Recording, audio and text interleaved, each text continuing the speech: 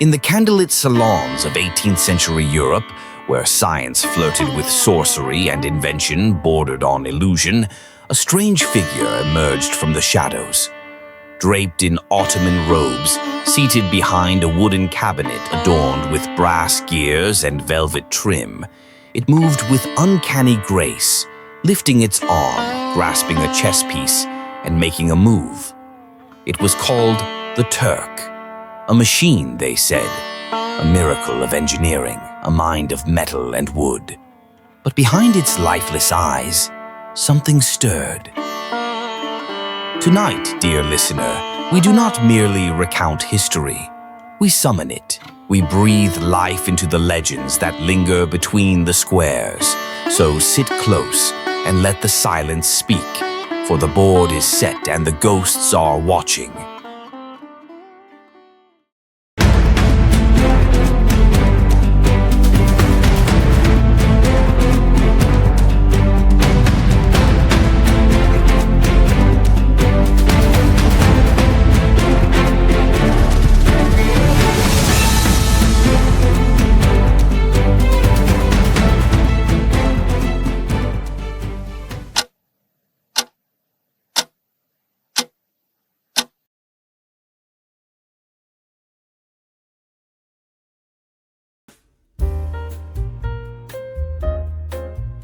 In the hush before history, when empires still dreamed in marble and myth, there came a game not born, but conjured.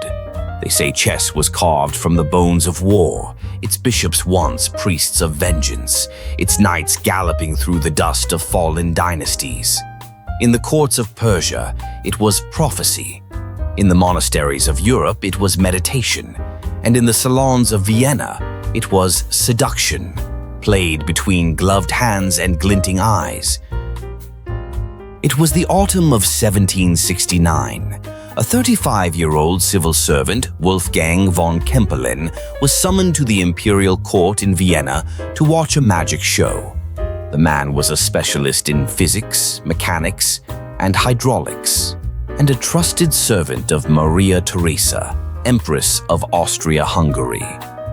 Kempelen saw the magic show and decided, before everyone gathered, to make a bold proposal. "I can do much better." Maria Theresa, who trusted the man implicitly, believed him. She gave him 6 months of leave from his duties and challenged him to follow through on what he said. Months later, he returned with the mechanical Turk, a life-sized automaton dressed in Eastern garb, seated at a chessboard.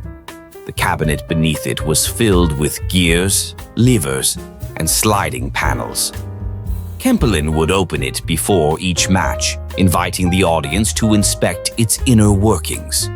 No trickery, he insisted. Pure mechanics. And then the games began. The Turk defeated noblemen, scholars, and generals. It played with speed, strategy, and eerie precision. Crowds gasped. Whispers spread. Was this the birth of artificial thought?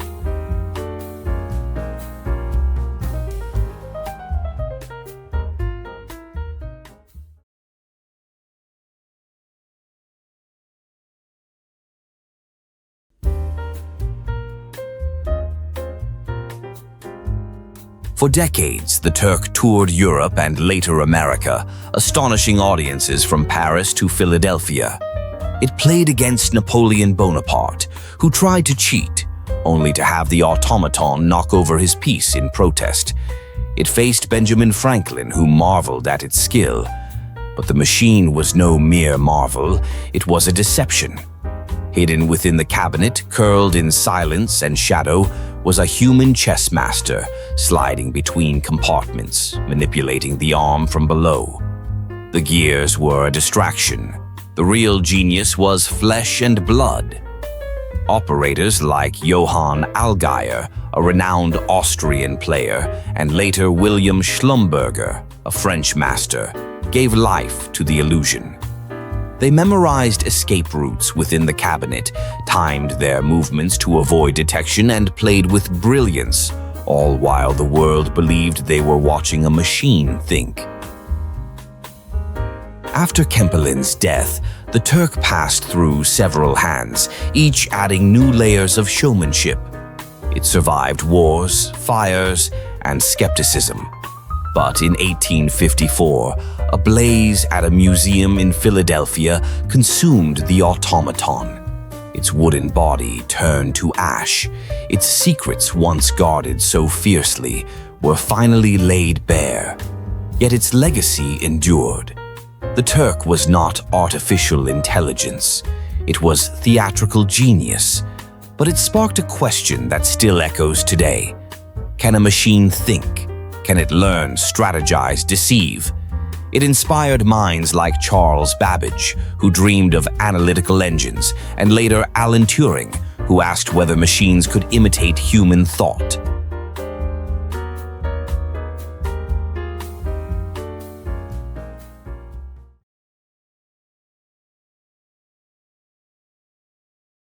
The living rooms became server rooms.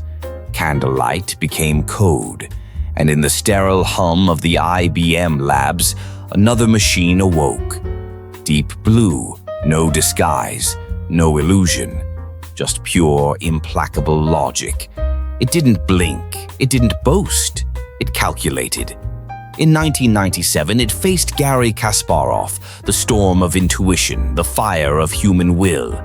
The game wasn't played in whispers, but in headlines. And when Deep Blue won, the silence wasn't one of astonishment, but of reckoning.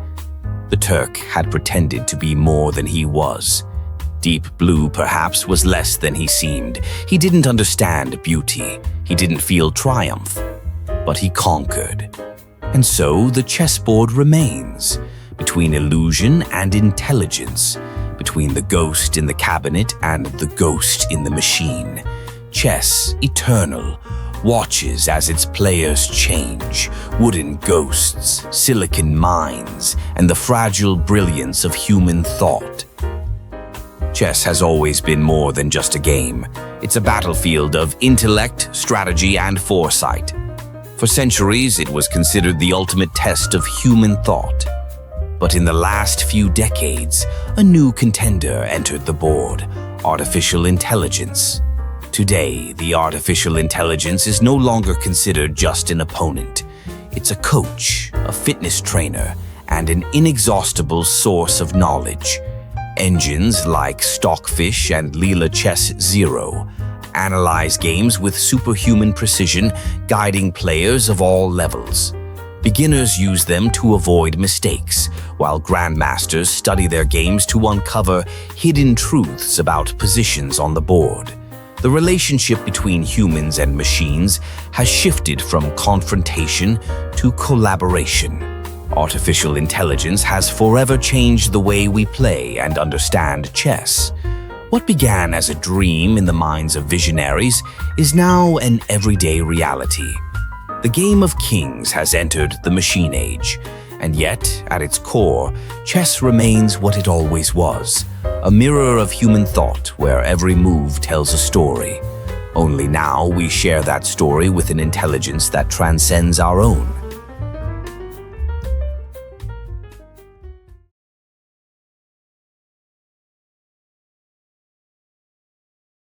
From the smoke and mirrors of the mechanical Turk to the blazing brilliance of modern chess engines, the journey of man and machine has come full circle.